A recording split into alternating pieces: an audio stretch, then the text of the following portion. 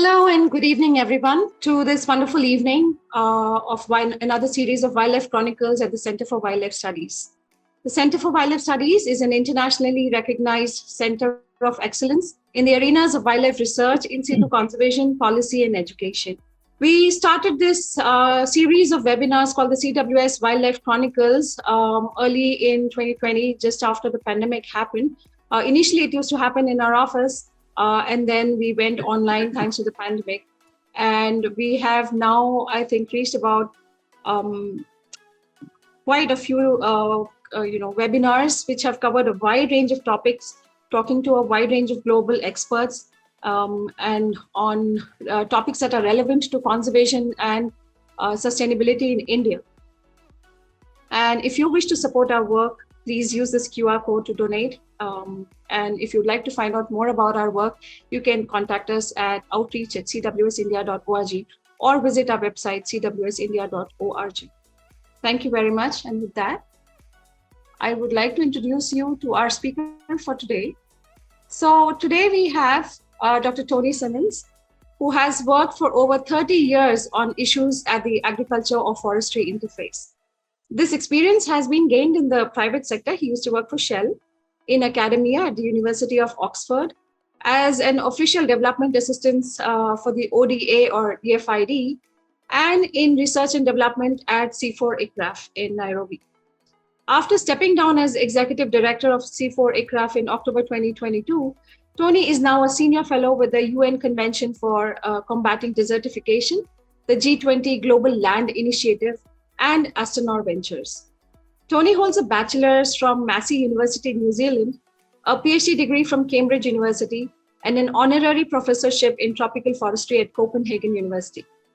He has published over 160 research papers and has mentored dozens of young scientists in developing countries. Tony is passionate about transformative change that private sector can bring to development based on partnerships with CEMOI, Mars Incorporated, Danone, and Unilever. He sits on various boards and investment committees, including TEEB, Global Restoration Council, ACTS, Livelihoods Fund, and Tropical Landscape Finance Facility. In 2022, Tony was made a lifetime fellow of the Swedish Royal Academy of Agriculture and Forestry. So this was the formal introduction, but I have known Tony for a couple of months actually, but I had the great distinction of joining him as he was, traveling around India as part of the UNCCD.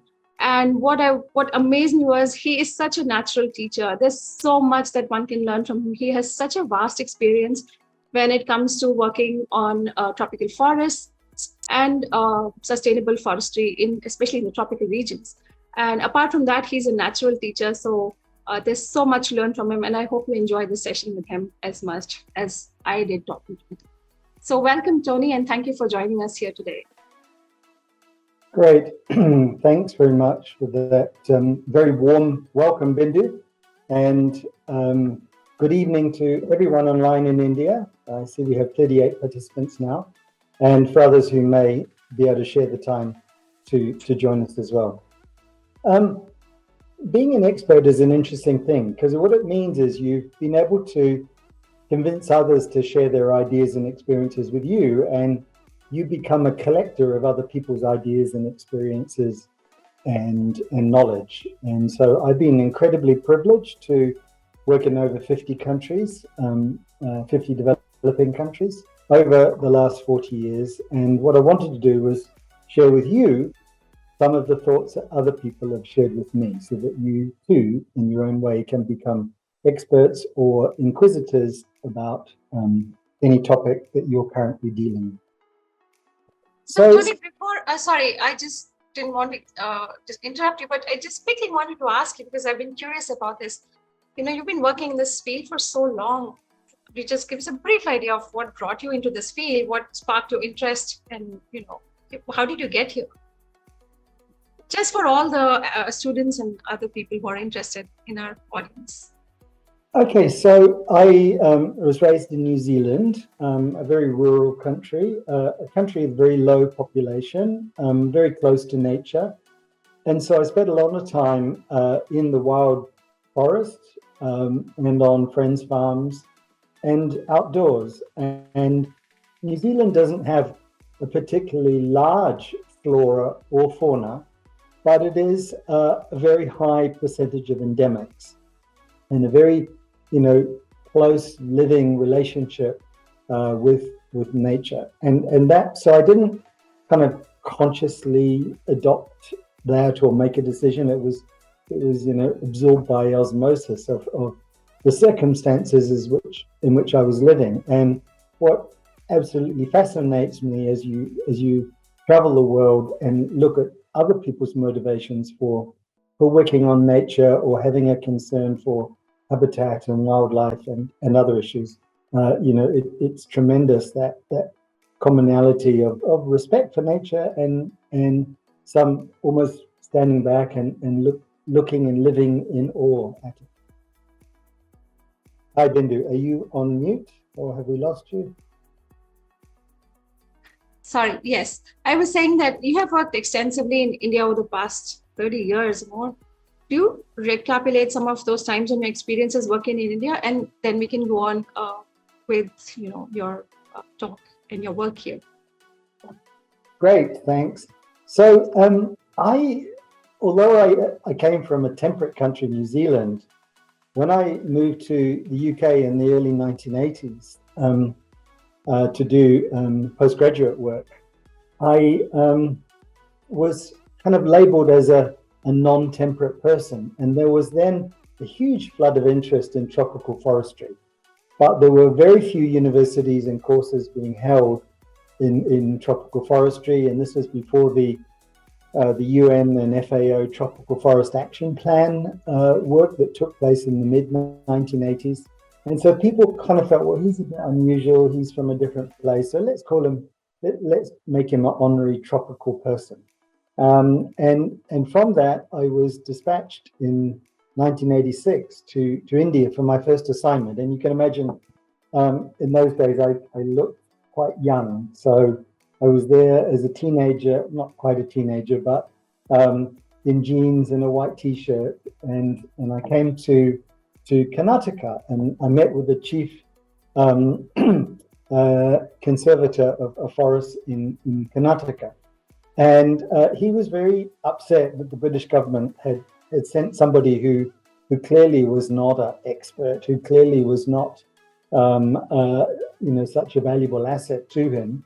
And it was almost an insult, a slight in the face. Now, okay, I did look young, but I had studied the problem that he had at Mysore paper mill with exotic pines and mycorrhiza, and so was able to help him. And then kind of it was funny because in a way he felt, well, okay, although he looks young, we'll make him an honorary older person because he's assisted us. And I went on from there. My second assignment was in 1988 and 1989, again by the British government, with this tropical New Zealand person. And you learn as much as you impart, but the key thing in any field is to keep asking questions. And in ancient times they had a phrase for that of the Socratic method. And so Socrates introduced the method of keep asking questions, keep being curious, keep looking at that. And I think naturally many people in India have that trait of understanding. I used to bring in a whole lot of forestry equipment and new latest electronic equipment into India for the work that we were doing in helping build up universities and other places. And it took me between 2 and 3 hours to get out of either Mumbai or Delhi airport. And it wasn't because the custom officers wanted to claim some taxation, some revenue, but what they wanted to do was they were just curious. So show us how this piece of equipment works. We need to understand it. We need to see what it's doing. And it was just pure curiosity. And so I never felt that I had to kind of rush through the airport. And I kind of got used to thinking, oh, well, yeah, I'll be there a while. And they never asked me for a single bribe or for anything, but they, were just curious. They just wanted to understand. And that was coming from customs inspectors, Bindu. So That is really inspiring. That is really amazing. And I'm glad that you ended up being an expert, a young expert in tropical forestry in India, because we have the great honor of having you here now and your expertise in this area. So, Tony, I wanted to ask, what, according to you, is the primary driver for forest loss across the globe? Is it the same drivers everywhere, or do you think they differ from region to region? For example, from the tropics to the temperate areas? Okay, so the most forest we've ever had, the Earth, is 60%. That's the most, that's the top range. We've never been above 60, but we've had 60% of the land area as forest. That's the highest of where we've ever been. The lowest we've ever been is 0, and that was 380 million years ago, at a time when there were no trees. That's when trees evolved. So from that gap, if you like, between 0 and 60, how much forest does the society feel we need? So currently we're on 31% of the global land mass is covered in forest and trees, 31%.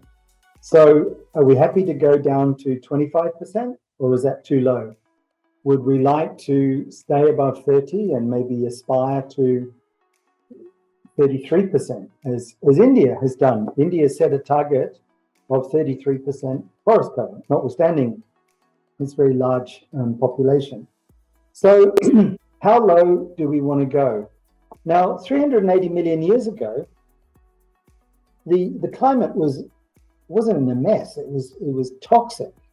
CO2 was 10 times what it is today. It was 4,000 parts per million. We're not talking about a 2-degree temperature rise or keeping it within 1.5 degrees. It was 10 degrees hotter than it is today. And it was the evolution of trees that enabled animal life then to flourish, and eventually mammals, and then eventually humans. And the evolution and creation of forests and trees were what enabled our own lives to exist, and it will be their destruction that leads to our destruction as well. So it is a mutual self-interest that we respect the planet and think about the role that forestry and trees and all of the organisms within them, and 80% of terrestrial biodiversity lives in forests. So kind of, if we're wanting to conserve biodiversity, it's a good place to start. Okay, so I'm sorry I interrupted your presentation in the beginning. That's okay. But do you want to share that, and then we can continue with the questions on that if you want? Sure. Is that coming across? Ooh, maybe not. No, I think we've lost the share screen. Okay. I think this is what the IT people call when older people start playing around with computers and then they don't work. They call it a picnic problem. PICNIC. Like picnic, and it's an acronym, and what it means is there's a problem in the chair, not in computer. So okay, I hope I've got over my little picnic problem. And no, I don't think you do. I think we just went off track a little bit. Oh, there you are. Yes. Great. Okay, so the role of forestry practices in management and biodiversity conservation. And what I wanted to do was to have a conversation with yourself, Bindu, and other colleagues online, and we're now up to 42 participants, around 5 topics. So trees and forests, biodiversity and wildlife, managing land use, forests and biodiversity, forestry and biodiversity in an Indian context, and a little bit about the G20 Global Land Initiative. So what do we want trees for? Trees and forests provide 2 things, products and services. And when the world was covered with 60%, we were largely in those forested areas, and we derived our tree products and tree services from the forests around small communities. However, as deforestation happened and humans migrated to coastal or to urban areas, that distance to the forest increased and increased and increased. But we still need those goods and services, and we've looked for substitutes or alternatives or continued that deforestation at a remote place.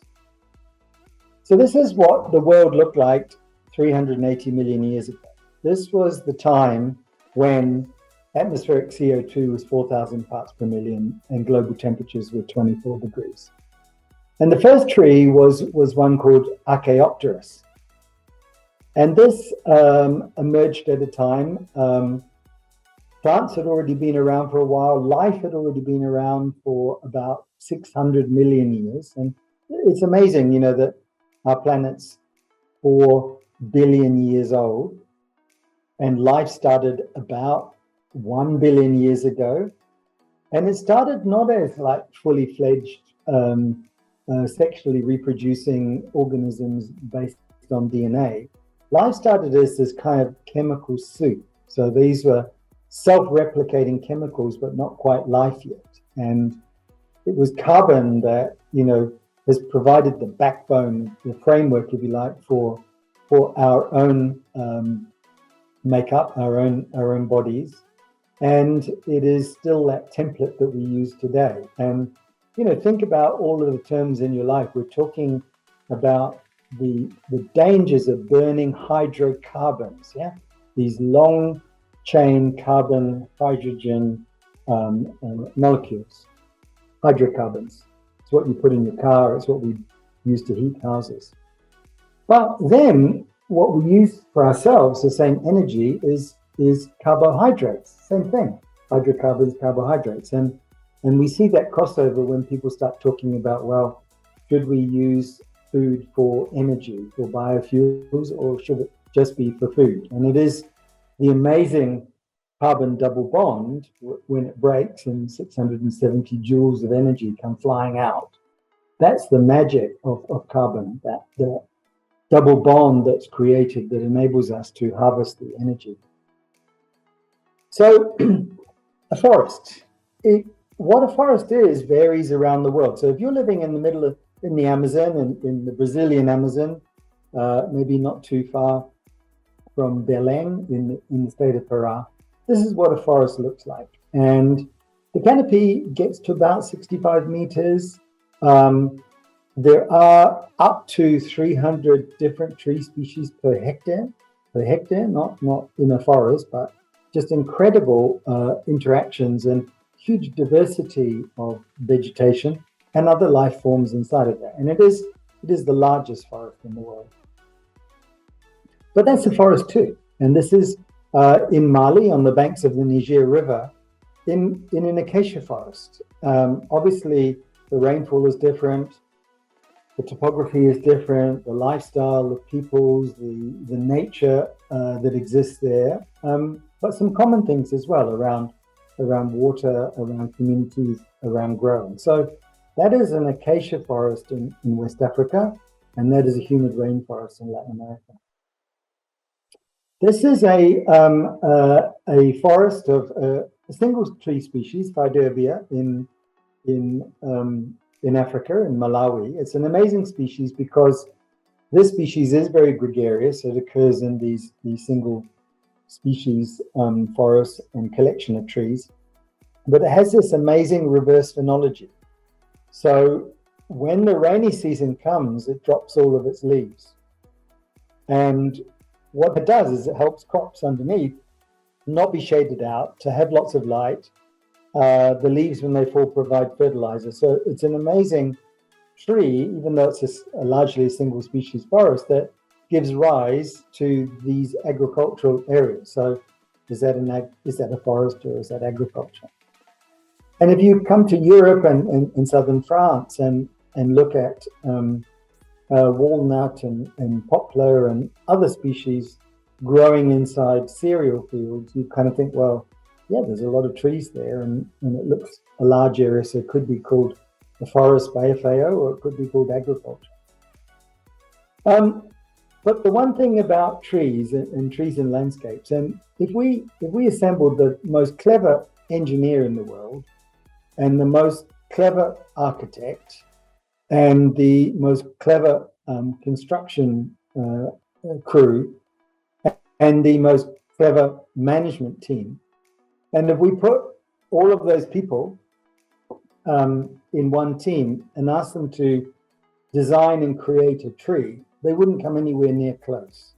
Because trees are these amazing organisms that change microclimate, fix nitrogen from the air, bring out water from depth. They can pump it from 130 meters below the ground up to the surface, sequestering carbon from the atmosphere, providing a framework for biodiversity to flourish, adding oxygen to the biosphere, diversifying farming options in agriculture, and the 75% of agricultural biomass is associated with trees. That's where the action is.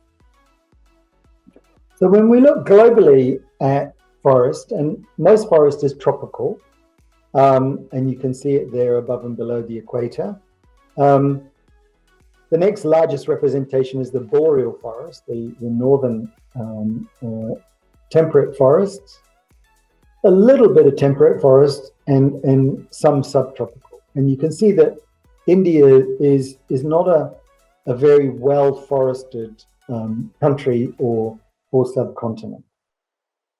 What's amazing when you overlay the human perspective on that is that 68% of land is above the equator.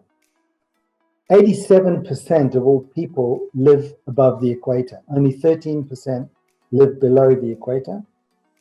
38% of all forests is in the south, the geographic south, but it contains the most tropical forest. And that's the one that most people, pay most attention to, if you like. And yet, most forest occurs 62% of it in the northern hemisphere. So let's think about then of the world. And we've got 31% of Earth's land surfaces, we already mentioned, is covered in forests. So 4.1 billion hectares, about 2 and a bit times the size of South America, and 12 times the size of India. That's all of the world's forest. And then we look at how much of it is protected. So 16% of the Earth's land surface is a protected area, about 2.2 billion hectares.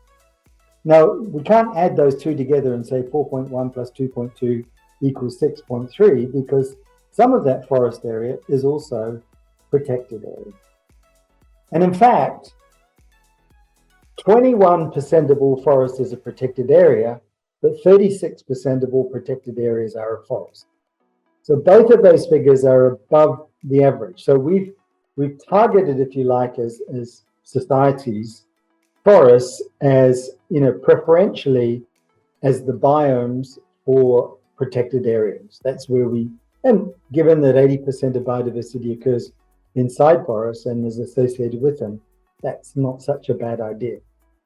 Now, so we've got these three polygons, if you like, that I've labeled there, A, B, and C. So A is 79% of forest that's not a protected area. B is the 36% of protected areas and 21% of forest, which are both a forest and a protected area. And then we've got C, which is 1.4 billion hectares of land that is protected, but it's not a forest. And, we recall that in the Aichi targets, we set 17% as the minimum for land-based protected area basis, and we didn't even hit that target in over 10 years. So forests are the thing that kind of missed out at the UN. They didn't end up with their own framework convention. Biodiversity did, desertification did, climate change did, but forestry was kind of left a little bit on the back burner. And we've been trying as countries and as a collection of countries and peoples and companies to address that. And we make lots of promises, but we're not really on track. And that is because we keep setting these goals of net zero deforestation. And when you look at tropical Latin America, tropical Asia, and tropical Africa there, you can see that the timeline of 2030, the trajectory is looking particularly for Asia and Latin America, particularly challenging. So to the second topic, biodiversity. And here, what I wanted to do is to help, and I love this diagram, to frame the work on taxonomy and science and phylogenetics, the thinking about peoples and countries and policies, and then how corporates and private sector and landowners and individuals use those different ecosystems to exploit biodiversity. So it's that challenge of trying to link science and public policy and commercial all together. And remember that biodiversity as a word was only created in 1981 and was first published in 1986. So it's a very new term that we're trying to grapple with. And when we look at biodiversity, most people think of richness. How many species are there? So this particular diagram shows the richness and evenness of two communities. So both communities have 14 individuals. Both have 7 species in total, same richness, but they differ in the evenness of distribution. So community B has 1 individual of 6 species and 8 individuals of a single species, the amphibian, whereas community A has 2 individuals of each. And so just counting species, particularly when population numbers go down and we may not end up with minimum viable populations, is really important. And then we look at the 3 dimensions of biodiversity, because although it's newly created, it's still incredibly complex and a little bit confusing. How can we think of biodiversity as this combination of ecosystems, species, and genes, when ecosystems were interested in their stability, their intactness, their uniqueness, their functionality? And then species, we've got about 7 million bacteria, archaea, fungi, etc., prokaryotes.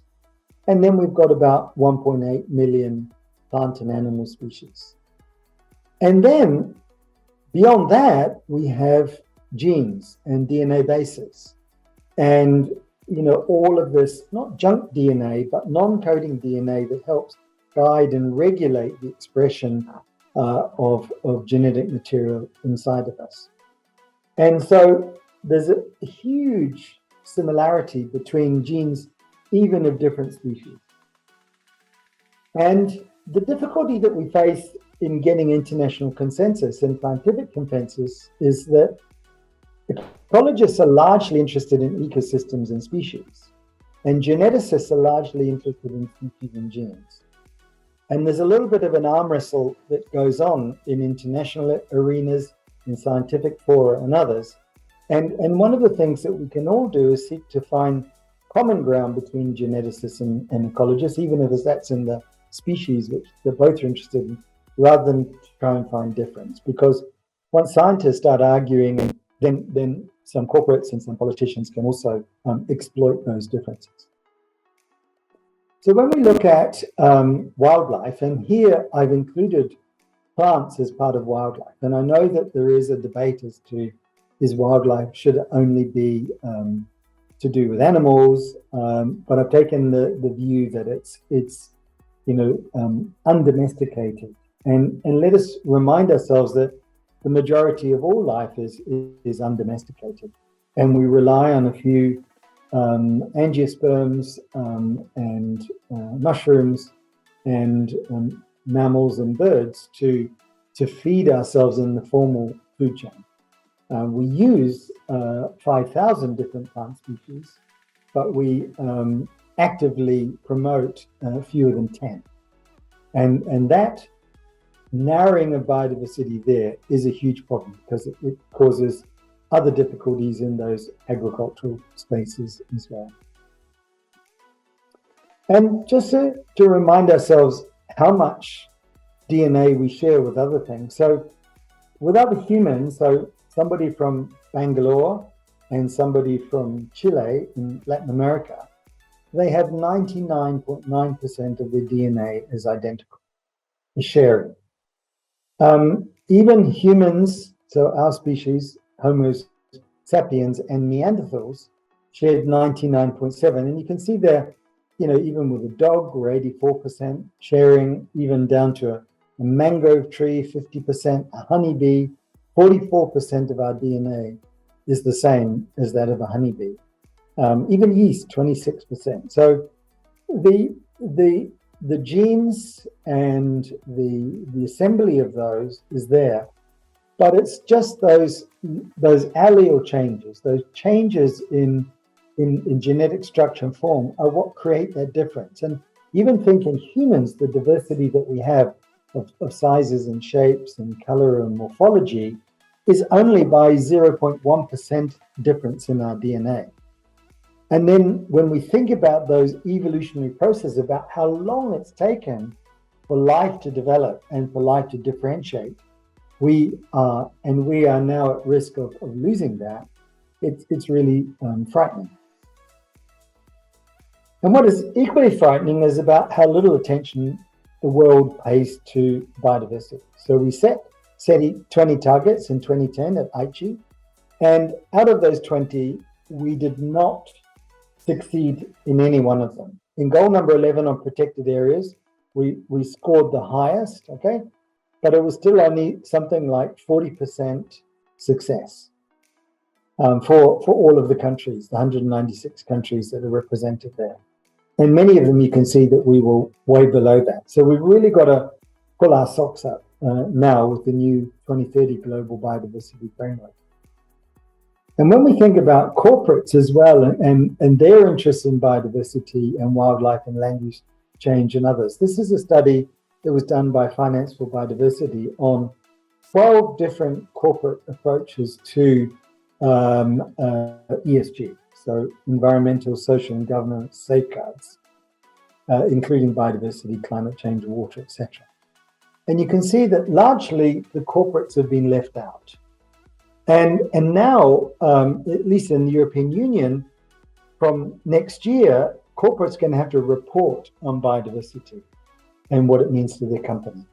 And it won't be voluntary, it will be mandatory reporting. And yet it helps now, right? The new research that came out linking how biodiversity actually can help in because they're a carbon sink, and so they can actually directly help in mitigating climate change just by protecting forests and biodiversity. So I think that plays a big role in this target, as you're talking about. Involving corporates in protecting biodiversity ultimately also helps in mitigating climate change. Great, excellent point, Bindu. Thanks very much, and thanks for breaking up the flow of conversation, because it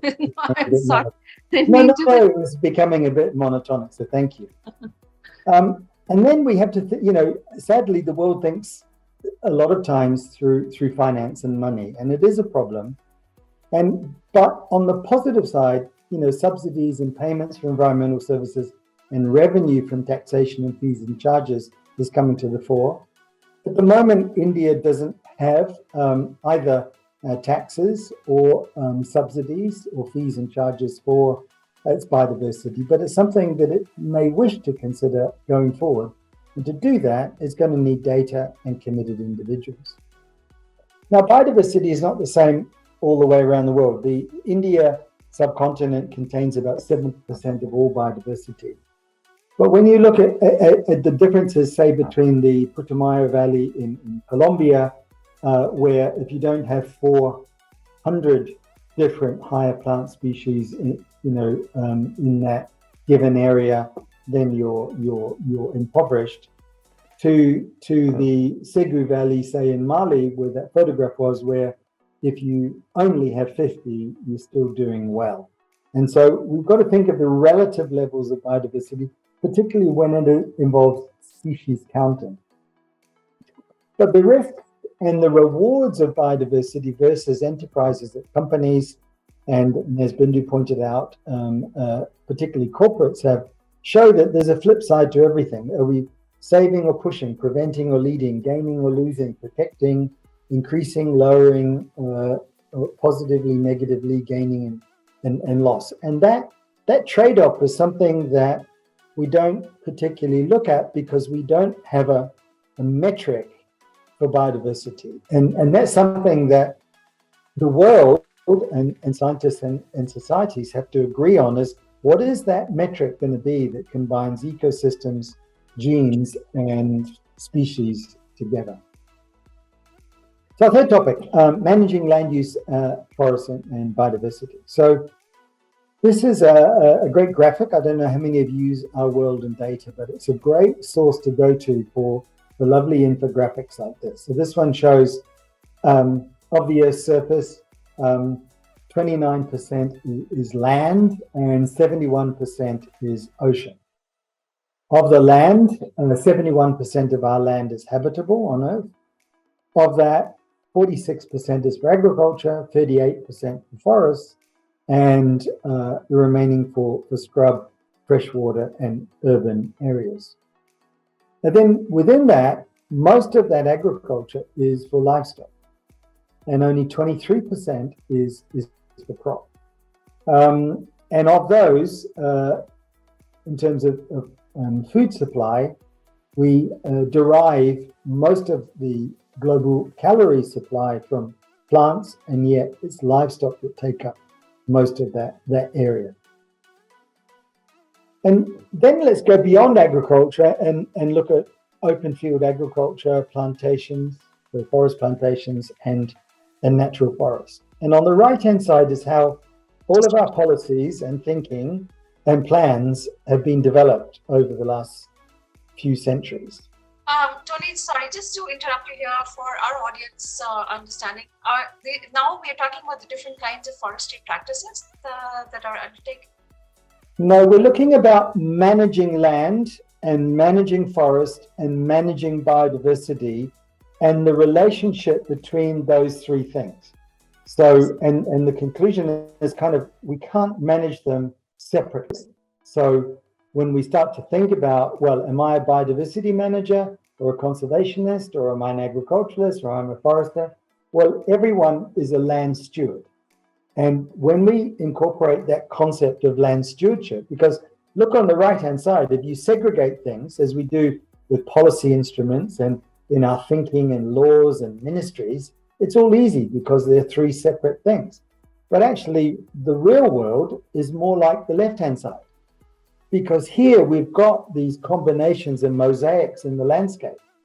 The problem on the left-hand side is look at the length of boundaries between non-common domains or biomes.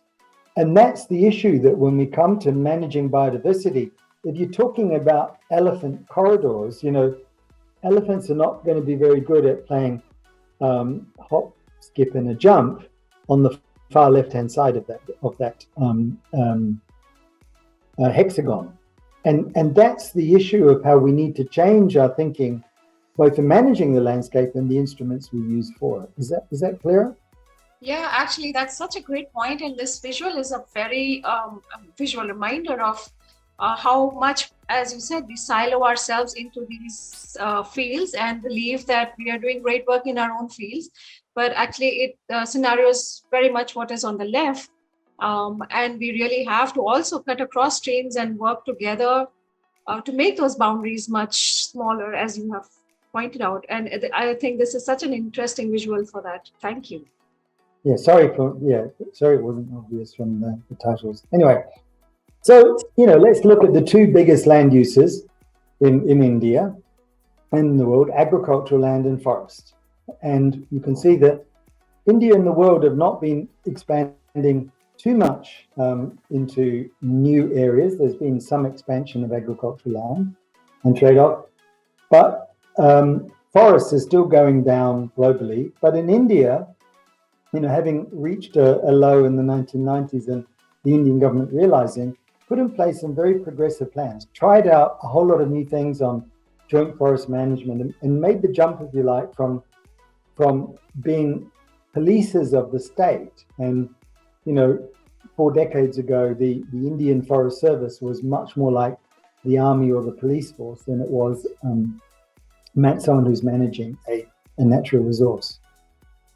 So our fourth topic, forests and protected areas. And you know these statistics much better than I do, the number of national parks and wildlife sanctuaries and conservation areas scattered across India, quite incredible. And when you look at those and kind of match them up against the forested areas, where forest occurs, particularly the dense forest and the moderately dense forest, they don't necessarily particularly overlap. And that comes back to the point of, yes, there's an overrepresentation of forests in protected areas, but it doesn't mean that it's enough. And so the question will come in the next part of the talk of, so what can we do differently? So India has a very good national forest inventory, very established. I think it's now on the 17th or 18th 5-year plan of laying out and understanding. And it was a few decades ago that India decided, no, we don't have enough. We're not going to get the natural forest back. We have to protect what we have. We have to get local people helping and managing it. And we need to have analog forests or trees on farms or trees outside of forests, whatever people want to call it, to help augment that forest area. So when we look then, recall that the Earth was 31% covered in forest and 16% covered in protected areas. When we look at India,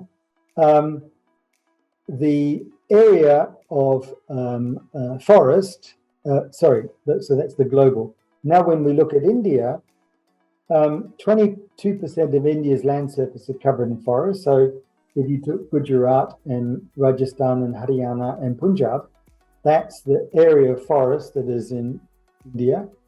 And then if you took Tamil Nadu and Kerala, that's the area that's protected. That's just to show the visual distinction. And 5.2% as a protected area for India is low. So how is India going to ever get to the 17% or now the 30% that's been claimed inside the global biodiversity framework? What are the options for that? What is the likelihood of it happening? Now, most of the protected areas already inside forest areas, we're not going to be growing the forest estate, but perhaps much more of that forest estate, of those 58 million hectares of forest that aren't a protected area, could be bought under more formal protection. And so, because I like ChatGPT, I wanted to think, well, how much evidence do we have? And when we start looking at the numbers and the range and, to help us not only set a baseline, but a target and what we're seeking to conserve.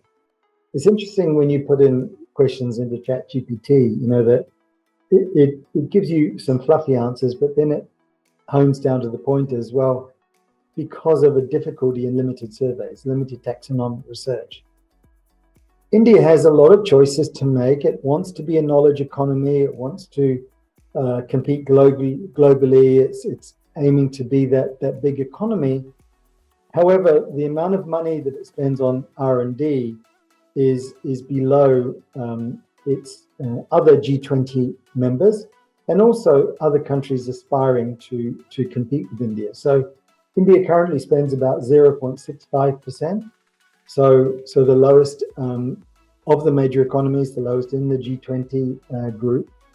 And that has to change. And how will that change? And it will come about from politicians and corporates and society and individuals respecting and understanding and seeing the value of science and research and conservation and development working together.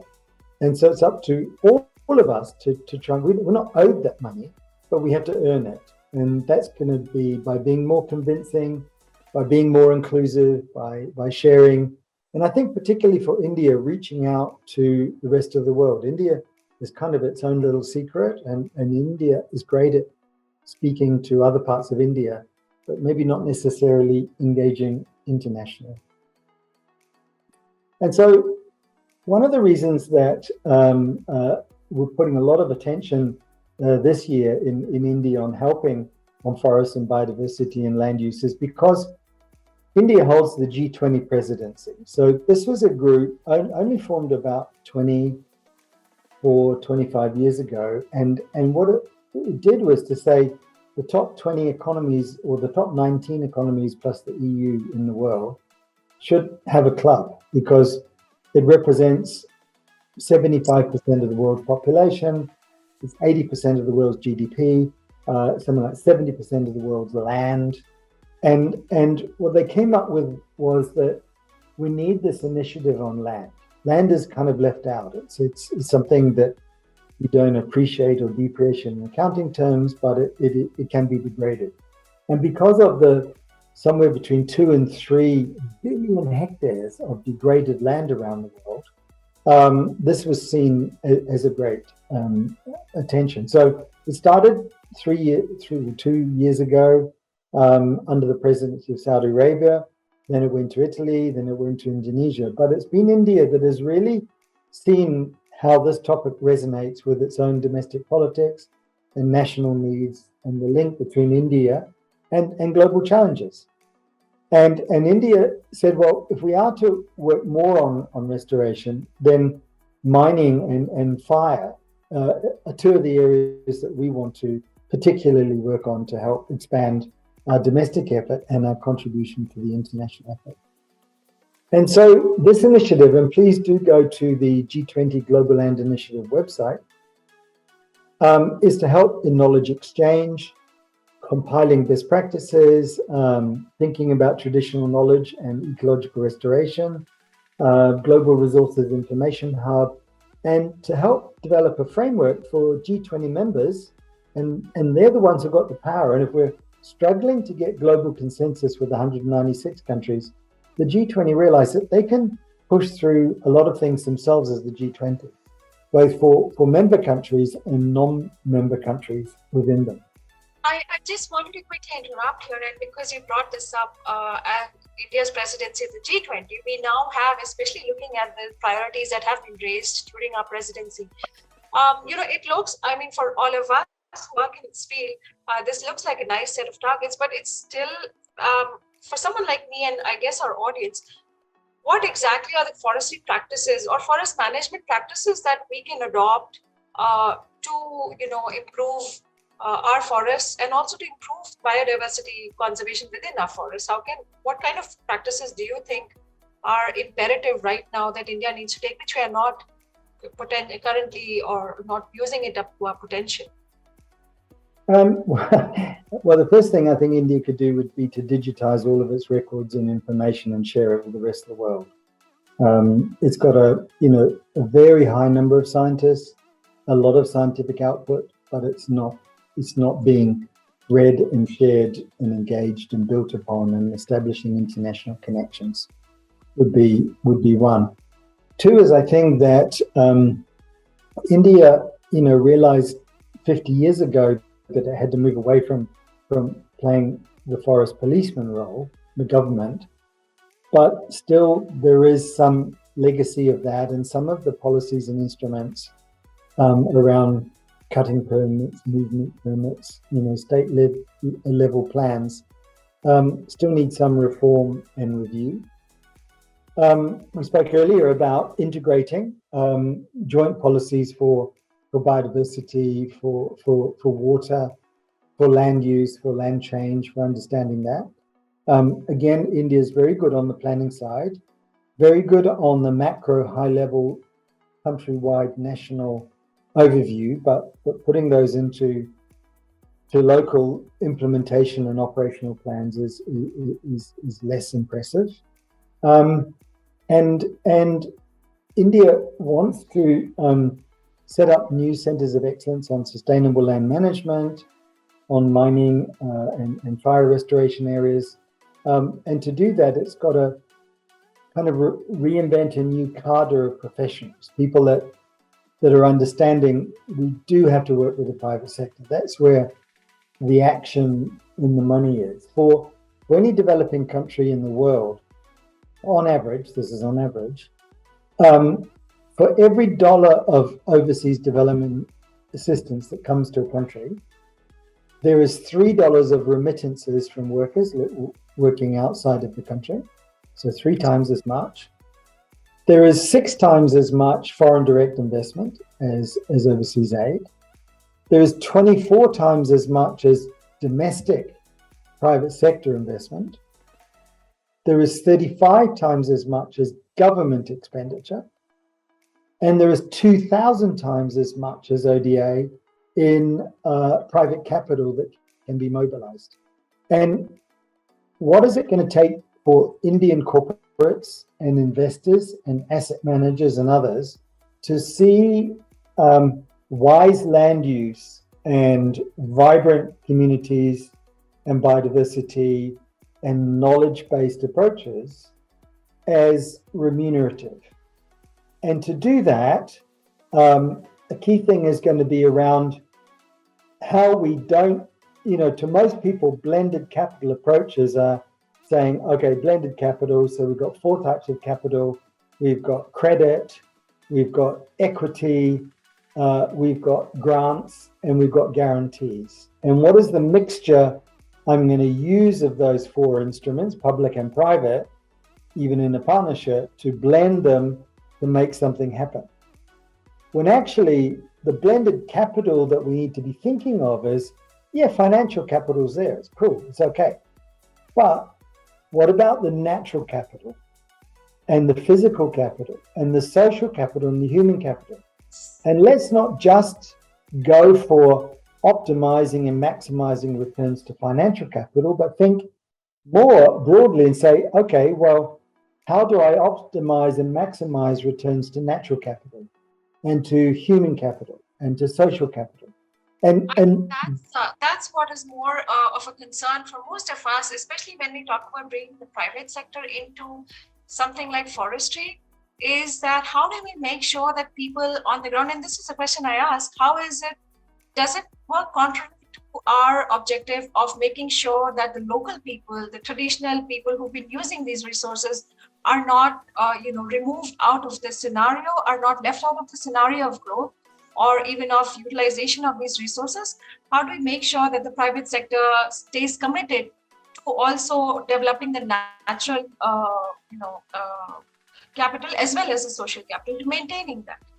And that, I think, I would love to hear your viewpoint from your vast experience across the globe, how that might be brought into the picture. Well, you touched, Bindu, there on the biggest problem that the world faces, and that is inequity. Yes. And inequity is different than inequality. Inequality is the uneven distribution of resources.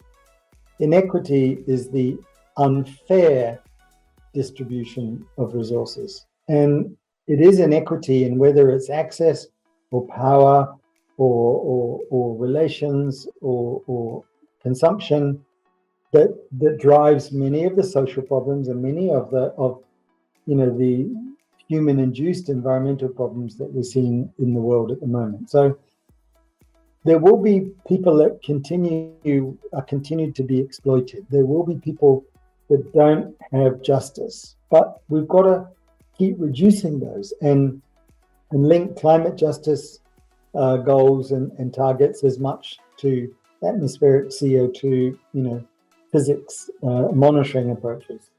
And so that is why we can't just be a conservationist or just be an agriculturalist or just be a political scientist. It's going to be the integration. And so my advice to the younger members in the audience would be, learn your trade.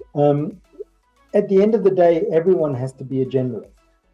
But the early part of your career is when you have that luxury of being a specialist, because once you've really understood something deeply, and you may not be the world expert on it, but you've had that time to really do a deep dive on something, then in every other decision and part of your life that you engage in, you can zoom in and zoom out. You can't zoom in on everything in the planet. And you can't zoom out and just have a helicopter view of the world either.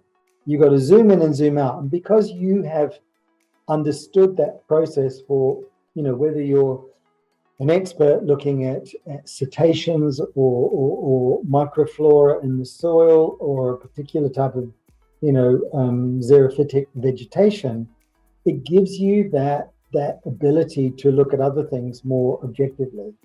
And it will help you as well to kind of know your craft and learn your craft and develop expertise and respect and standing, if you like, to then become a generalist. Because once you hit the age of 45 or 50, everyone ends up being a generalist. But you don't go back to being a specialist at the age of 50 or 60. You've got to do that while you're young and enjoying fewer demands on your career. And if you make one of the topics on leading with that thought, actually, sorry to interrupt you, but leading with that thought, I wanted to talk about this, that a lot of us, as you rightly mentioned, we started out with this grand visions of, going to change the world with what we are doing specifically in our field, being very specialist.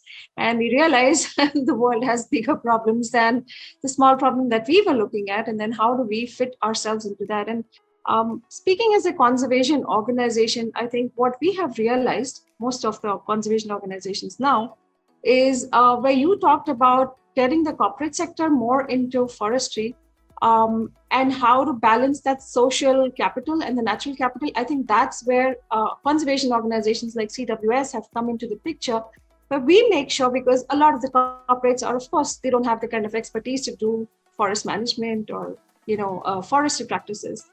But they tie in with people like us who not only can bring in that expertise, but also bring in the expertise to build in the social capital and make sure we take care of the natural capital. What I would like to know is, what advice would you give organizations like us who want to do this work in terms of the actual practices that we do in terms of forest management, right? Like there's 1,000 organizations doing reforestation, planting like crazy everywhere, and going into agroforestry. But some things work and some things don't work. And with your expertise, what do you think are the most important things that one needs to keep in mind when we go into something like this? Okay, if you want to work with the private sector, you have to have a private sector engagement policy and guideline. So you have to have a policy with a set of principles. We're not going to take this kind of money. We're not going to sell off the family silver. We're not going to jeopardize local communities, etc. You need a formal policy, and then you need a guideline for staff and interns and communities and anyone else that's working on your behalf. And when you have that private sector engagement policy and guideline in front of you, you want groups to pick that up and to all feel so happy that, wow, did you realize the Center for Wildlife Studies, they've written this incredible private sector engagement policy. And if you are a rapacious capitalist, mining corporation, you read it and you say, wow, look at this. Look, this is incredible. They're really open to engagement. They know that we're not the devil. They're wanting to reach out and learn us. This is incredible. It's brilliant. But at the same time, you want, Friends of the Earth or Greenpeace to pick it up, or WWF, and say, wow, this is really good. This is, really taking conservation and wilderness and management to a new level. This is incredible what they put in it. And then you want a civil society group to be able to say, wow, we're so glad that all of these safeguards are here to protect Indigenous communities. And this is written in such a supportive way that everyone reads it and gets the idea of, yeah, we do want to work with corporates, but we're not going to be cheated. And our role is to make sure that we are not compromising our principles, either for a small grant or some exception that they're asking for. And what it does is, rather than having to sell yourself, as soon as you reach out to corporates or others, you just send them your policy and your guideline. And they get it and they go, wow, okay, these people, even they're talking our language. Try and have a conversation with them without using the word conservation, okay? I mean, try every single day to maybe try half an hour while you're at work and talk in words that don't use, or sentences that don't use the word conservation. Because what you do is you bring it inside your head and then it just carries on. I was at an investment meeting, and these were very well-intentioned bankers and asset managers and finance people in London, at the Royal Society in London. about 8 years ago. There was 130 people at the meeting. There were maybe 90 bankers and investors and financiers. There were maybe 10 scientists, and there were 30 NGOs, okay?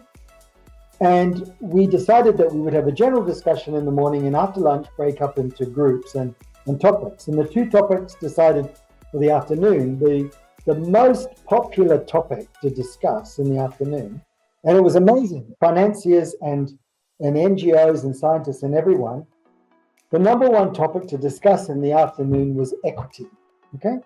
And the equity is what we needed to solve and brainstorm on. And after lunch, we started the discussion, and it soon became very clear to everyone in the room that even just the word equity was misunderstood, because the NGOs thought about it as social justice, and the financiers thought about it as capital, that it's equity to be invested. But it was their number one topic, their priority. And so you've got to learn a new vocabulary. You've got to be an integrator.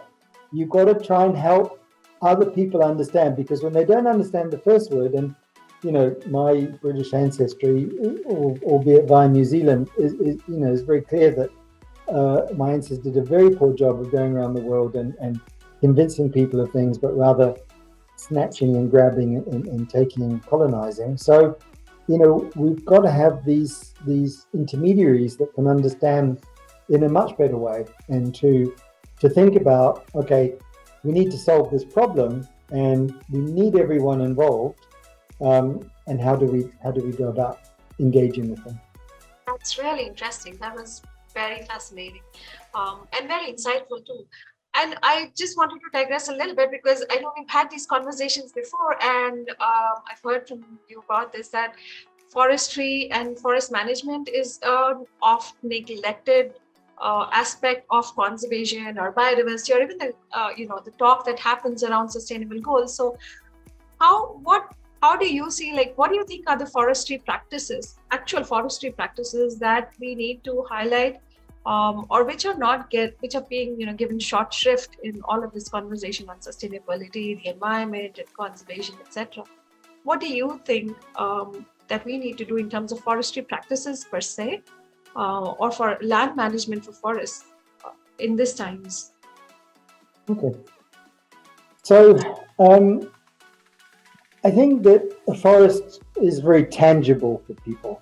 You know, you can see it, and it's easy for people to relate to. And you know, I have a new project in Papua New Guinea, the most linguistically diverse country in the world, and they have something like 900 different words for the thing that is a tree.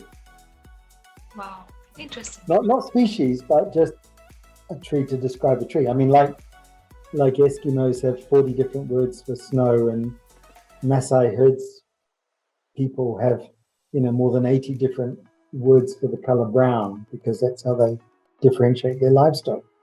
So forest is easier than land and land use. So if you're speaking to school kids, you can easily say, we need to save the whale. We need to save the ozone layer. What do you do when you describe land? What's that simple message? And I don't have the answer, but it's something that we need to work on to say, well, is it soil erosion? Is it land health?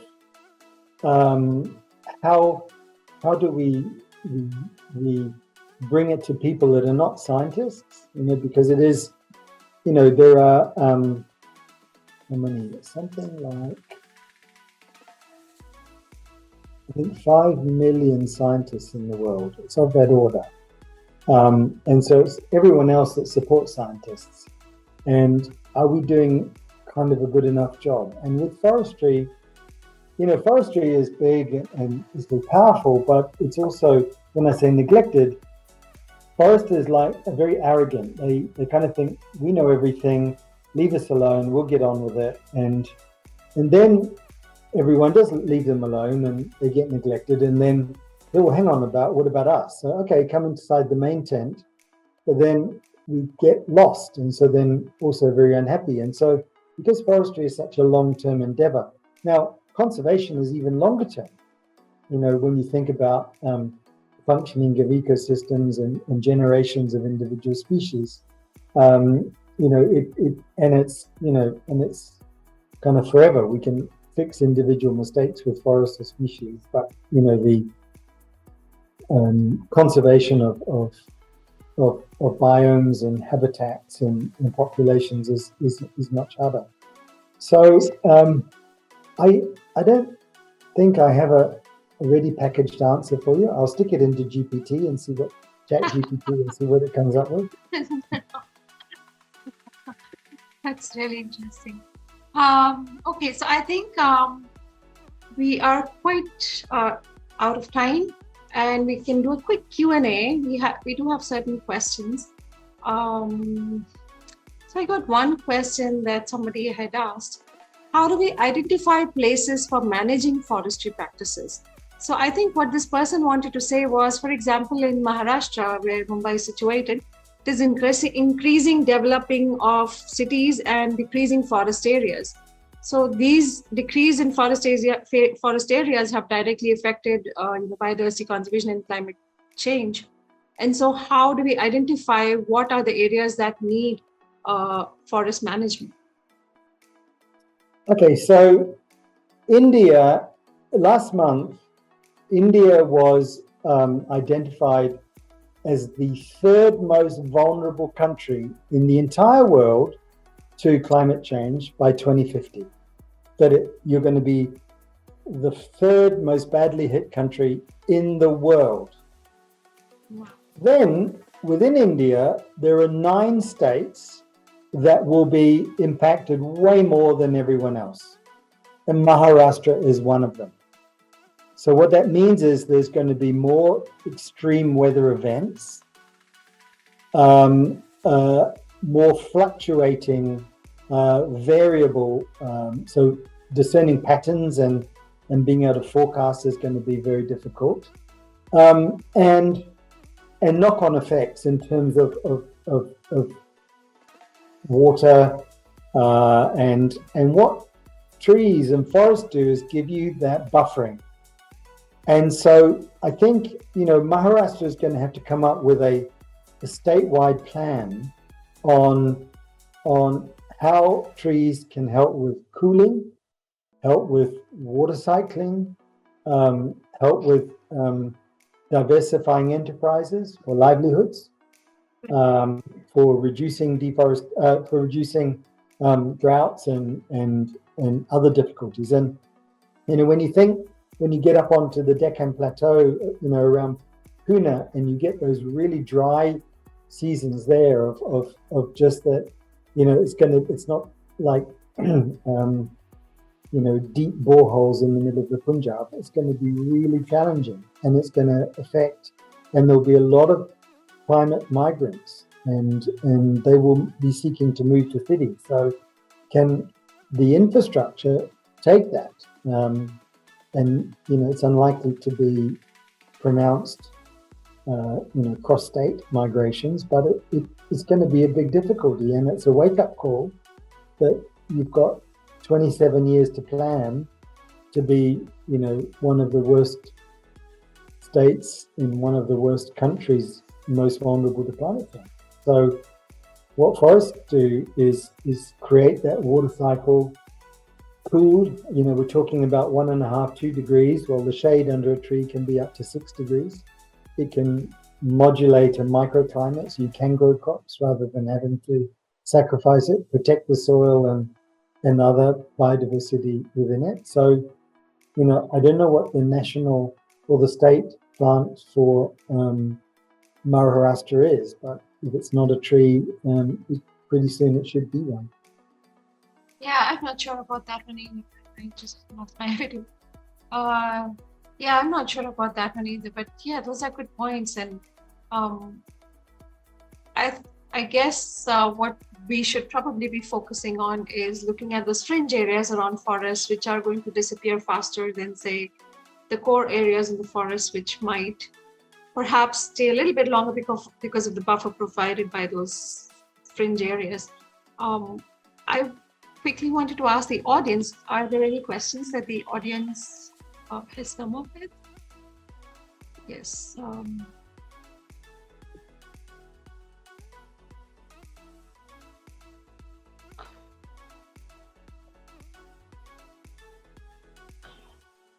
Okay, let me come to the most important topic. Sure. And that is, for younger people, can I make a living out of being a conservationist, a forester, a land manager, somebody who's concerned about the environment and using nature-based solutions? Yes. When I was young, the big infrastructure programs in the world were dams and roads and bridges and big cities. And looking forward in the way that things are being lined up, in the next 10 to 20 years, the big infrastructure programs in the world are going to be green infrastructure programs. And how we can particularly bring in youth where skills, obviously digital skills, but movement, belief, action is really important. And so don't think about kind of making the same mistakes our generation's made, but thinking, okay, it's going to be big green infrastructure. What are we going to need? What are the, not entrepreneurs, but ecopreneurs? What are the evidence, the data, the cost-effective actions, the mobilizing people, the fair valuation of things, because we don't value nature well enough. And so those type of approaches of full cost accounting, assessments, being, really knowledgeable about things, building up your own network. All of you who are online now should reach out on LinkedIn and connect with me if you want a bigger network. I have over 10,000 LinkedIn, then you get access to them and then your network start growing. I mean, that is if you're interested in the career. If you're going to go off and do something else, that's also fine. Best of luck. But, it's about employment. How can you connect? How can you have a really good network? How can you be knowledgeable? How can you facts at fingertips? And to think about using that knowledge and evidence and being convincing, because there are so many people in life that are so convincing, but they actually don't have much to contribute. And what you find is those who have so much to contribute and not very good speakers, not very convincing. So, I would encourage you, you don't even have to raise your voice, just stick a question in the chat and then we can answer it. But you will have, done so, you would have stuck your neck out a bit more than you would do normally in a safe space of these, what do you call them? Wildlife Chronicles. Yes. Otherwise, how is Bindu going to convince me to come back in 6 months' time and do another one? Absolutely. Well, Bindu, I didn't even get any questions, and everyone was disinterested and were having their dinner while they were listening. Yeah, I think I kind of covered most of the questions that people did ask. So this Maharashtra one was a very particular one. I did have one more question. So as you know, I'm always full of questions. Sorry to leave, but here is another one. Socrates, please go ahead. So, there's a great role, obviously, that local communities play in forestry and forest management.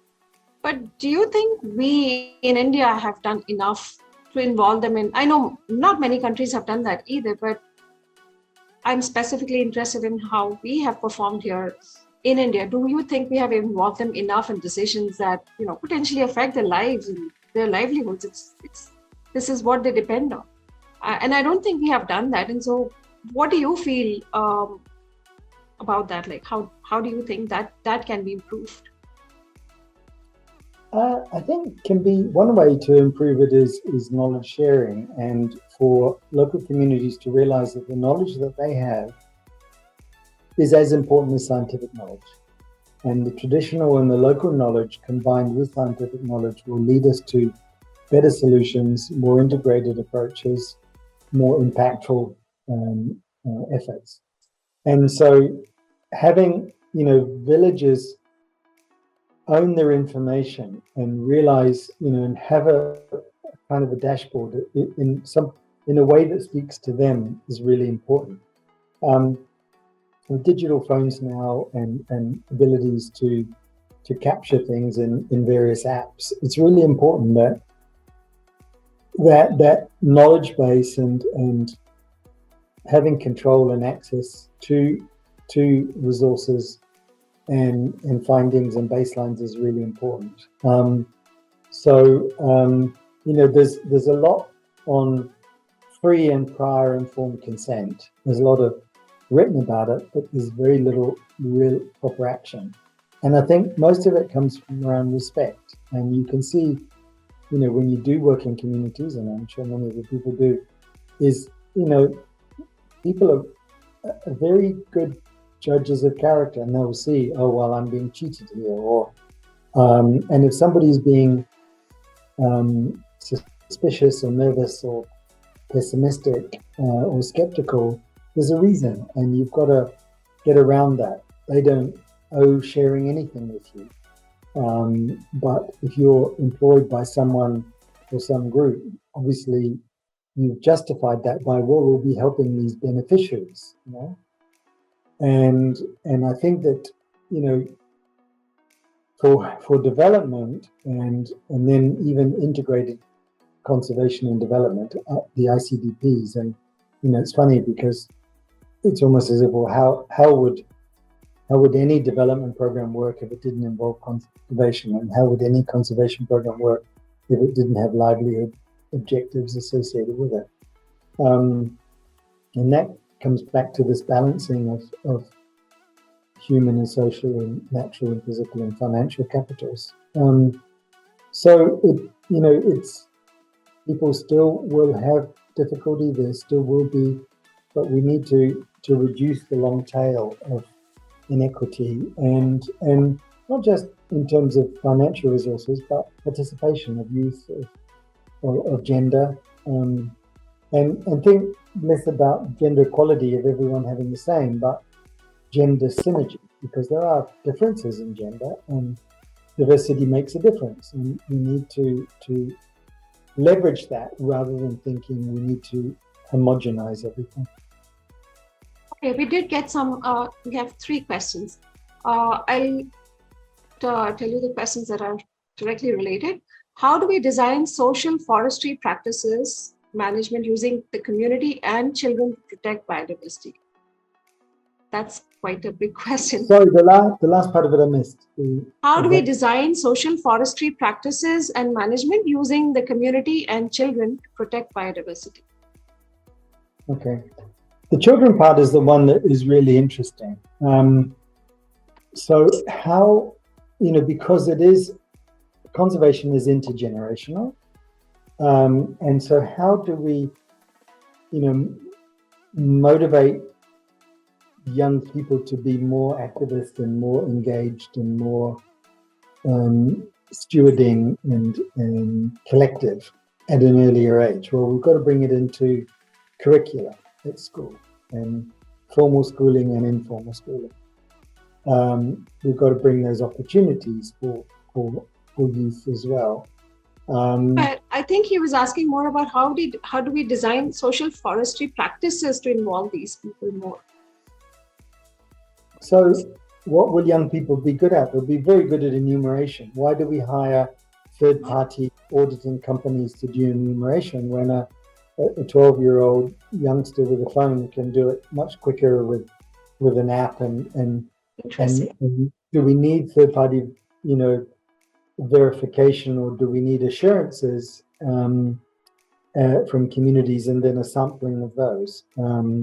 So I think that it's going to be looking for those digital opportunities for youth and something that is exciting. It's not about going back to what grandma did, 60 years ago, but what are the new opportunities? And, we need vegetation, we need biomass, and anything that is going to be creating, greater biomass and more different types of biomass, that's not all just sugarcane or one thing, will help that landscape change and reform. in terms of incentivizing and enthusing younger people, we've seen it in other things where youth can make a change. That's less so at village level, which is, at the coalface, different in urban areas. But connecting youth in schools and helping, we have physics laboratories and chemistry laboratories and biology laboratories. Where's the nature laboratory? Where's how you bring it all together? Right. And not just the living part, but the non-living part of nature. Right. Thank you. And both these questions, the Maharashtra one and this one, was from Ganesh Rathore. Thank you, Ganesh. Meghna Ramesh asks, you have mentioned that India is the third most vulnerable country in the world to climate change by 2050. Do you see any possibility to change the scenario if at all the government decides to choose the environment over corporates? I do realize that sounds like a utopian concept. Okay. The problem with CO2, which is the greenhouse gas that's giving us most problem, and India has not been responsible for, even its fair share. It's very low down on the CO2 that it's stuck up in the atmosphere, is that CO2 up in the atmosphere hangs around for 120 years. Okay? So everything that we've thrown up recently is going to be there unless we pull it back down and sequester it. So that can be done with forestry. It can be done with some of these deep capture technologies, although a number of engineers are skeptical on that, on its real life. I mean, the oceans plays a big part. But what so we may not be able to change the CO2 concentration, the legacy one up there much, but we can stop putting more up there. We can stop the problem getting worse. We know that it's going to get really bad. So are we ready for the storm? Have we prepared well? Are we thinking about vulnerable communities and vulnerable people? Are we reprioritizing, some things above others because that's what my generation and my parents' generation, and even those, slightly younger than myself, messed up. We just had wanton consumption. We had a growth and development model that wasn't, fully costed and well looked out. So we're leaving you with a very bad situation. But some solutions to help, but engaging more and being the agents of change will drive that more than, listening to white-haired so-called experts. Okay. So the last question is from Sairam saying, can you suggest any books that one can read on these topics? I'll send a little reading list to you that you can send out to everyone. That'd be great. Because, it's about having a wide understanding of the role of things. I mean, of even just how life began and started and, how photosynthesis works. So, there's a lot of political text. There's a lot of economic texts. I mean, Nicholas Stern's book on climate, looking at the movie, it's a bit old now, but from Al Gore on The Inconvenient Truth. Looking at anything. That's a great book. Absolutely. Anything from David Attenborough is a real, incredible thing. This is a 94-year-old who's still making nature programs and just being such an incredible inspiration to everybody. Right. So just do a deep dive into those occasionally. And then, we take nature for granted, but think about how, chloroplasts, which is where chlorophyll is located inside leaves, they were once a free-living bacteria, okay? On their own. They didn't, and then they had this endosymbiosis with plants to come inside, and now they're part of the plant genome and plants themselves. And yet, you know, if we said, well, oh, let's have a project to try and do that, it would take us millions of years to try and achieve it, yet nature's done the job for us.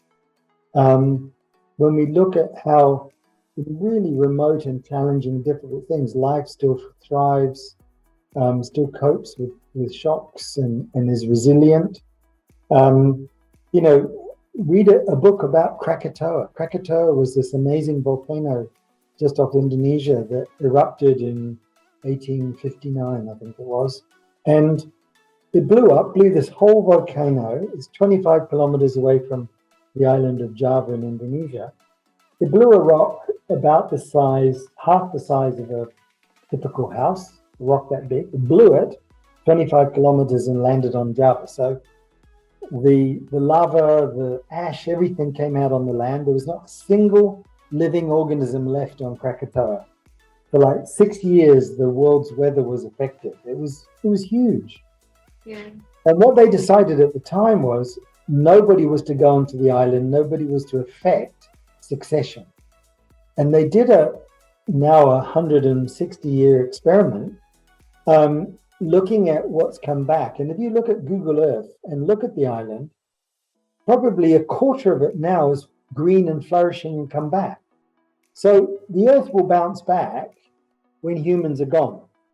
It's just, how long do we want to hang around for? So then you can start reading, you know, other texts like Richard Dawkins, who is, you know, a little bit aggressive on some of his, you know, agnostic and atheist issues, but notwithstanding that, he's an incredible mind and showing how sight evolved 92 different times, you know, and how and why and we want it, and now it'll give you that passion and belief and ammunition and stories and storytelling to enthuse other people to do the same. Right. So I can put up a list of all the books that Tony suggests, and you guys can access it from the link to this webinar that will be available on our website. So I think with that, we will wrap up. And I really thank you for your really precious time, Tony. Tony travels across the world and he's constantly traveling. So I'm really lucky that I managed to catch you and get you to agree to this webinar, Tony. And I really thank you for your time. Thank you for all the valuable insights. I learned a lot for sure, and I'm pretty sure our audience did too. And I hope that we have also inspired some young conservationists to think about land use, land degradation, and how we can be involved in be land stewards, as Tony suggested, which is something I really didn't think of, that we all are land stewards, even though we are conservationists or social sector workers or, you know, whatever we specialize in. But at the base of it, we're all land stewards. So I think that's the biggest takeaway for me today. And I thank you for teaching us, Tony, and giving off your valuable expertise and insights. And hope we can have another discussion sometime with you on other topics and more of your experiences from around the world. Thank you so much. Not at all. It's been a real pleasure. Thanks for the invite. And yeah, looking forward to engaging with people on LinkedIn and other ways that you can see. Yeah, that would be great. Please do connect with Tony on LinkedIn. And this is just a small nugget of all the information that he has. He's a great teacher, so there's so much that you can learn from. So thank you, everybody, for joining us and being patient with us today. Bye-bye. And thanks for organizing it, Bindu and your colleagues there in Bangalore. So everyone, have a good evening. I know it's late for you. Sorry for keeping you a bit longer, but look forward to catching up somewhere in the world or online again sometime soon. Stay well. Absolutely. I'll see you in India. Bye.